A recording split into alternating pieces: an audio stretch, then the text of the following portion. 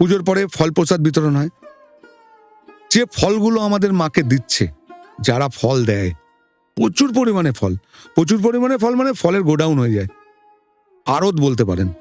আমরা কি করি, পুজোর পরের দিন, তার পরের দিন সব ফল নৈহাটি এবং চুচুড়ো, কল্যাণী, আমাদের আশেপাশে যত হসপিটাল আছে আচ্ছা, সব মানুষকে দিয়ে আসি।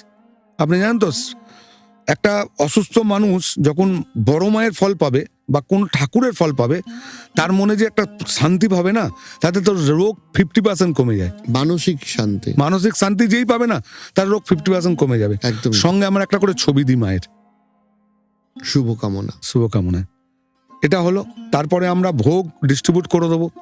রাস্তায় মানুষ ভোগ পাচ্ছে এবং নৈহাটির প্রচুর মানুষকে আমরা ওই দিনকে প্যাকেট করে ভোগ পাঠাই। রাত্রের 9টার সময় আবার পুজো হবে, একটা আরতি। আচ্ছা, সেই সময় শীতল ভোগ হবে। প্রথম দিন থাকবে লুচি, নাড়ু,